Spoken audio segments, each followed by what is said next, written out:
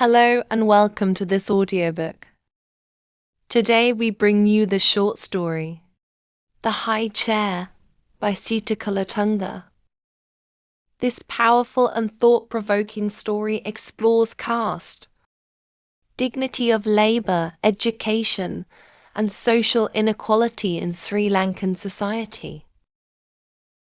Through the character of Prema, an educated young woman from a traditional laundry worker family, the story shows the emotional conflict between social identity and personal ambition. As you listen, imagine a village stream, the heat of the sun, the burden of dirty clothes, and the silent struggles carried in the heart of a young undergraduate. Now, let us begin The High Chair by Sita Kulatunga. The high chair. The sun was blazing down on her.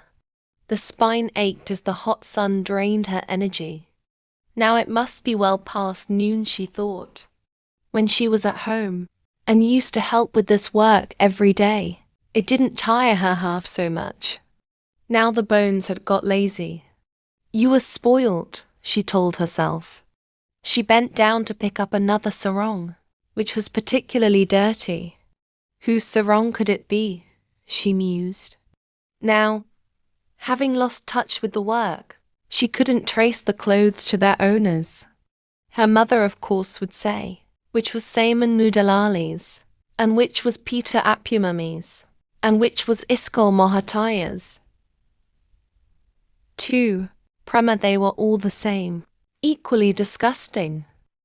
After all, my people have done this for generations, she thought. Washing clothes, ready nendas, heen mamas they were called. Why mame and nenda, she wondered. What did it really mean?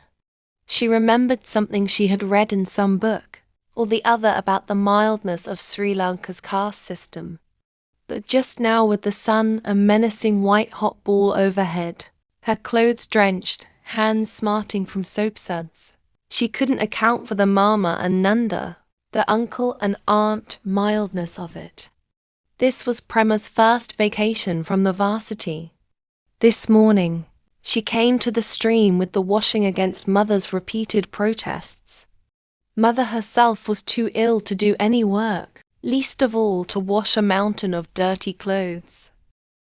She had a racking cough and had a low fever for a couple of days.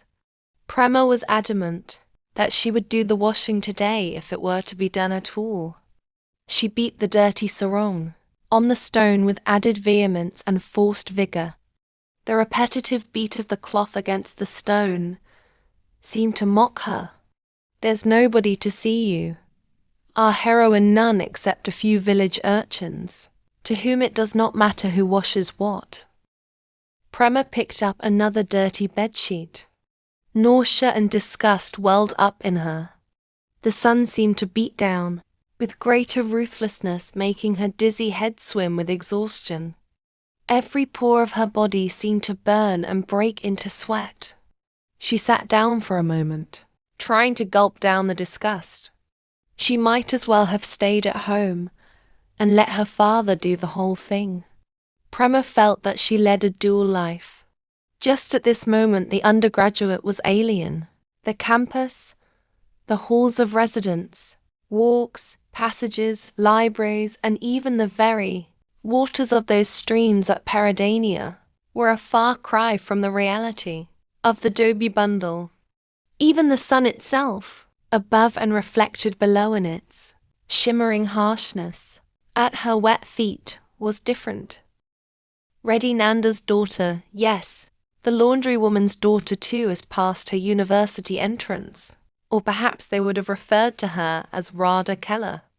She knew that the really great did not bother about respect from others. Did it matter to Einstein whether one offered him a seat or not? Or did it matter to Leonardo da Vinci if he were born out of wedlock?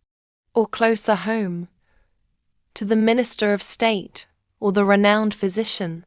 How little did caste matter?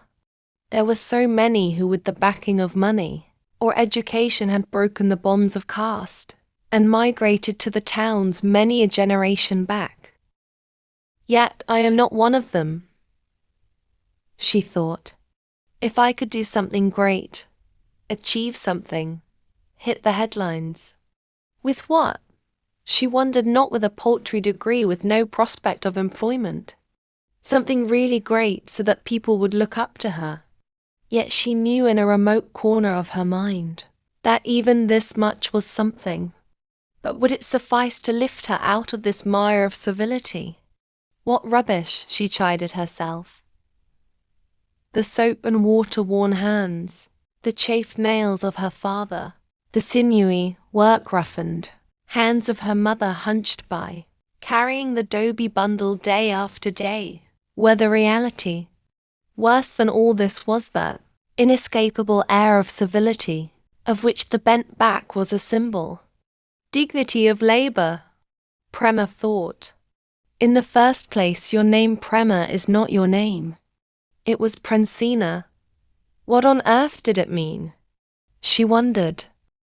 Even at the loud, bellowing socialist's house, her mother or father was not offered a chair. Only a low stool. Condescension, low stools, even kindness and charity. They were all equally disgusting, stinking like the dirt on the soiled, dirty clothes. She could remember in tormenting detail how time and again she used to go to the village houses, with her mother with the washed clothes to bring back yet another bundle of dirty clothes. Some of the big houses didn't have more than one stool, so she had either to stand around or sit on a little kitchen stool. Often she did not sit. She hung around her mother, staring at the furniture which seemed so grand. In the village school, if she wore anything new, the girls always thought it belonged to somebody else, that it was one of the frocks given to wash. They thought Dobie children always wore other people's clothes. True, sometimes their people did wear other people's clothes, but she herself never did, even as a child, however threadbare her own clothes were. Prema knew what the village must have said when she passed her university entrance exam at the first sitting. It was at the same sitting that the village council chairman's son passed too. The credit of his passing, she knew, was dampened by her success in the eyes of the village. The progressive democratic society, which admitted all children to the same school, allowed them the same opportunities at least as far as poverty allowed. So much better off than the American black of only the other day, she thought, trying to be very objective. But it was not gratefully that her mind hosted these shreds of thought. The thousand humiliations and subtle cruelties came crowding on her. Some of the teachers had tried to make it appear that being of the Dobie caste was the most substantial impediment to arriving at a correct answer to a sum. The primary school was so much worse than the big school in the small town. As a very young child, she was not able to understand the little pricks, the not sitting next, the not holding that girl's hand spirit of her classmates. It was only later that those could harass her, even in retrospect. The duality of it all. A lifetime of it should have hardened her and made her as tough and sturdy and thick-skinned as the cumbuck tree nearby. No, she was still as soft and vulnerable and sensitive as a rain-sodden Niara by the paddy field which heaved and sucked your feet in when you walked along its grass-covered wetness, with the added weight of the Dobie bundle.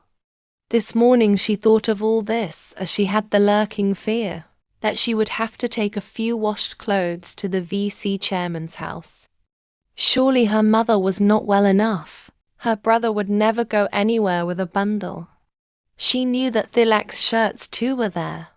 She was certain that it was one of those shirts he was wearing when she first met him on the campus. As they had not gone to the same school and he had studied in Colombo, he didn't know her well. When a friend of Thilak's was about to introduce him to her, and paused to ask, "By the way, aren't the two of you from the same village?" How she wished she were dead. She could remember herself stammering, "Yes, from the same area." He probably placed her only when she said, "On the other side of the village beyond the paddy fields," so that he would know at once who she was. Beyond that tea kiosk, she continued breathlessly to stop him asking any more questions. She could have worshipped him for his quick rejoinder, "Oh yes, I know. Our families have known each other for years, though we are strangers." How natural he made it sound. She knew that. He had been sensitive enough to pick up the pleading message in her eyes. But when he continued, "Even a fortnight ago when I was home for the weekend, her mother came visiting," she felt he was teasing. It was as if the two of them were sharing a sly private joke, as if they had joined forces to deceive the others. For what would be the visit of her mother, but to bring the bundle of clean, well-pressed clothes? The picture of her mother weighed down by the bundle on her head, walking through the paddy fields, and coconut groves fell into focus in her mind's eye. It was late when she came home, exhausted from washing, bending her back over dirty clothes for so long. Mother was still running a temperature and coughing, a dry racking cough. The peculiar smell of dirty clothes assailed her nostrils as she entered that part of the little house. Now it was so much better than when she was a kid. Then it was only a little cadgeon shed. Now that people had started paying in cash, they had been able to put up 2 rooms where they could sleep. The days when people paid in kind, a measure of rice from here and a couple of coconuts from there, were coming to an end. Even so, what little did money buy now? Soap was so expensive, and so was starch and even the coconut shells. To be burnt in the heavy black iron meant money now. Would the damp stale smell of dirty clothes never leave her? In the evening, she found herself on the way to Thilax. Despite all her mother's protests, she had a bitter argument with her mother, who insisted on going herself in spite of her fever. "Why? What's wrong with me that I can't go?" challenged Prema. "If they must have the clothes today, I'll go. It's not that you can't go, but that you educated girls should not go," was how her mother argued. Eventually, Prema managed to send her mother back to bed before setting out on her errand. She wore the most unobtrusive skirt and blouse she could find. By then the defiant attitude of the morning had left her. The smouldering fire of the early hours was now a dull ache. She planned to enter the VC chairman's house through the back door, leave the clothes with the servant and vanish. Would they insist on giving the dirty clothes to her? How could she refuse if they collected the dirty clothes? 5 shirts, 4 saris, 6 pillowcases, so many pairs of trousers, with the lady of the house taking them down in an old exercise book, while the dhobi counted them out aloud. Perhaps some of them will be Thilax. She felt her legs shiver, and a cramping hot shaft of pain in her abdomen. Was it fear, shame, or what? How could she achieve anything great if this little ordeal loomed before her in such massive proportions?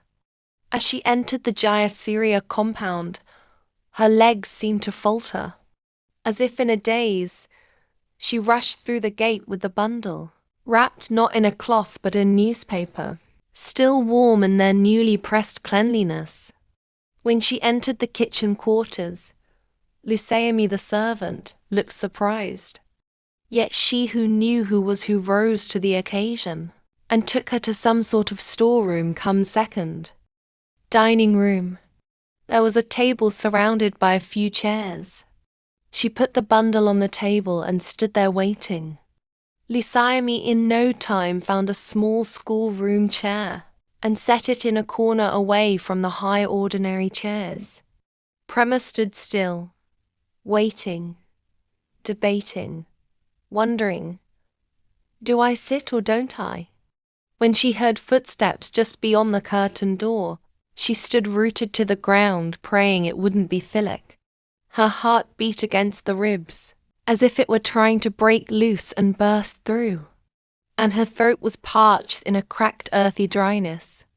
It was Philip, just as my cursed and foul luck would have it, she thought in a panic.